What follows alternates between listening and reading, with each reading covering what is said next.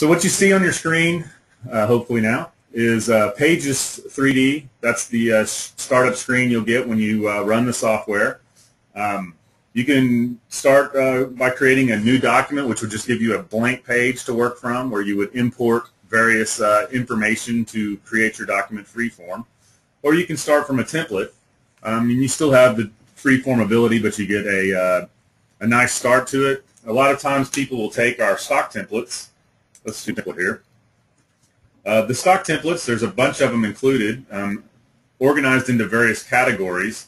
The one we chose today was what I did as a to get a little ahead of the game here, is I took this textless template and I modified it. I wanted it to be in color, and I added a few pages and everything there. So what I did was I took that template, brought that in, modified it, and I resulted in the template we're going to use today, which has a few extra pages, a little bit different format, but a color model as well. So that's the template we're going to use. So we pick our template, then we hit Next. I'll hit Browse, find the model. I have a nice speaker model here that we're going to work with. Let me make sure I get the right one. Should be that one. And when you import your 3D, you can import directly from some of the major CAD tools, Inventor, SolidWorks, Pro-E.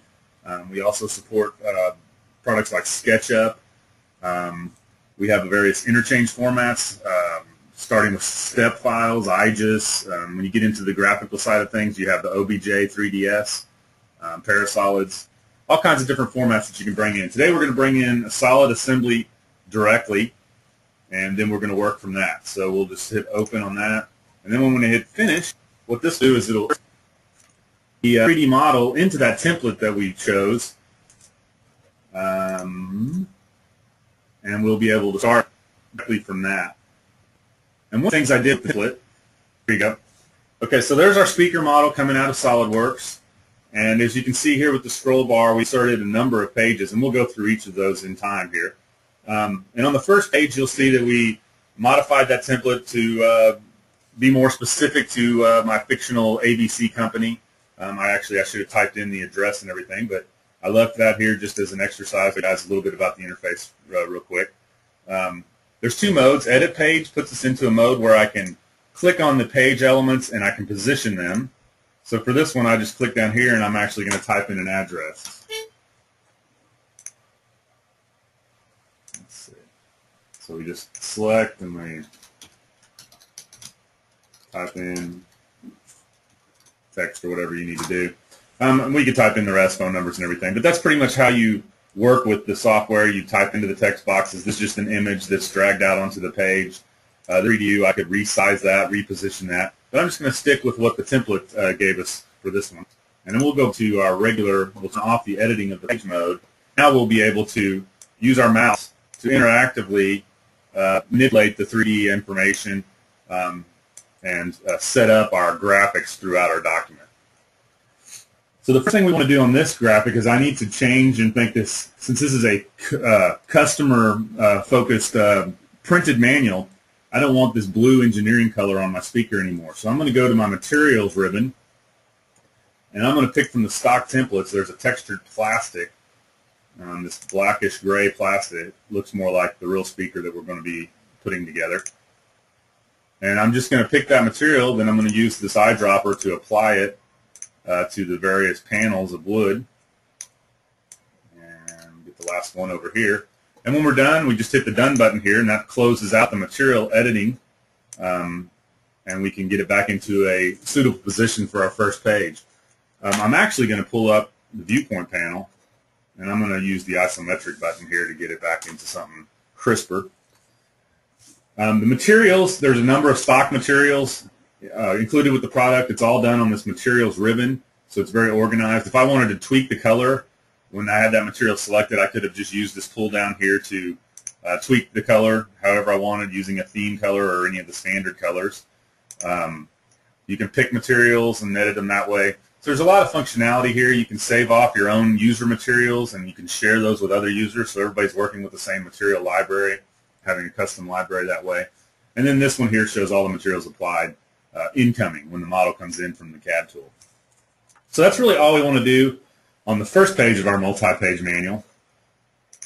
On the second page here, you can see it automatically generated a parts list for us.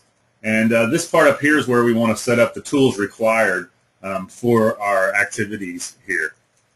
So let's edit this page out to tweak it out for this exact assembly procedure. I don't think we're going to need the wire clippers. I'm going to just delete those. I don't think we need the hammer. I know we need a screwdriver. Perhaps we need the wrench there as well. But what I can do here is, this is kind of a textless one. I kind of merged it with text as well, just to point out some other things that you can do with the software. But in general, this was a textless template. So what you would end up doing is putting in different images of the tools you need here. Maybe you want to have a battery. I don't know why, to test your speaker at the end. And let's drag that out on the scene. I'm going to get rid of the outline on that. Okay, so you could just set up graphically different icons to show what tools are required. The parts list, this automatically was generated with the parts from that solid assembly. So you can see that we have a list of the parts here and a list of the quantities. One thing I want to edit in my fictional scenario here is that one of the parts that we're going to use is the glue. So I'm going to add a non-part item to this. So we'll go to our model ribbon and we'll edit the parts list. And this will bring up an Excel-looking spreadsheet. And from here we can edit the parts list however we want. This first one's going to be what we're going to do, to insert a new row. But you can insert columns based on metadata fields assigned to the parts, for example, or you can insert an arbitrary column and type in the text yourself, and that will reflect back on your document page. And you can work with Excel in and out. You can export your parts list to Excel, modify it, import it back in. So let's just insert our row. You can see it added a custom entry for me down here, and I'm just going to call this wood glue. And one quantity is fine. I'm just going to change this, since it's not quite a component of the model. I'm just going to give it a ZZ number. And when we're done, we'll hit this done button, and this will go back to our document, and you can see that it added to our table the wood glue element, one quantity, and kept the call number that we overrode, we forced into for that part. Okay, so I think that's all we want to do on this page. Let's check out the next page.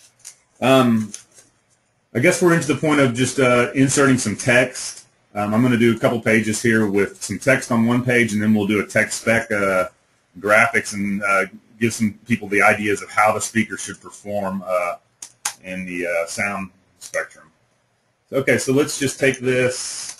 Let's delete all that, and I'm going to do import a document from file.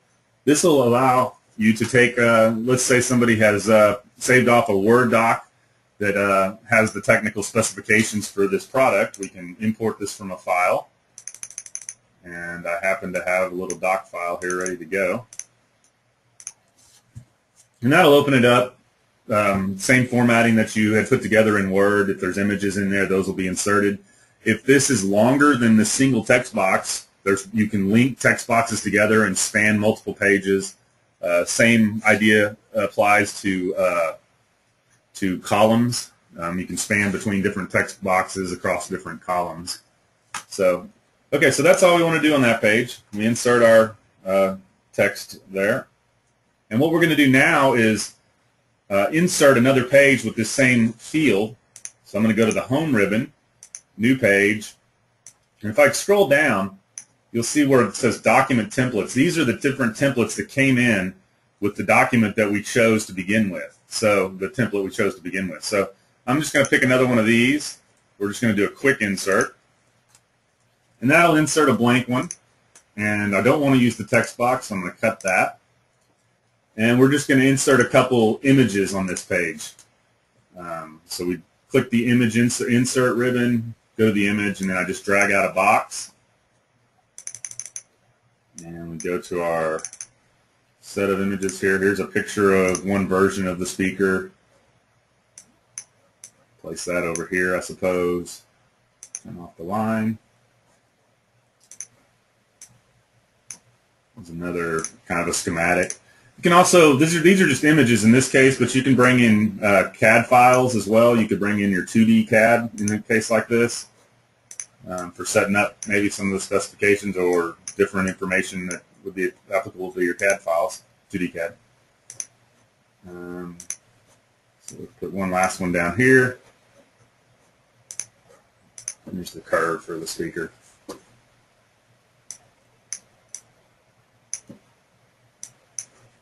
Okay. All right, so we've inserted our page now with a little bit. This is not the best looking page here, but someone with a little more skills there could come up with a better layout. Okay, so there's a page there that has some extra information based on putting images into our packet or 2D CAD into the packet of information that's going to go out into our multi-page manual. Now things are going to get a little more interesting, a little more relevant to the 3D use. So if I go to the next page, you'll see that we have a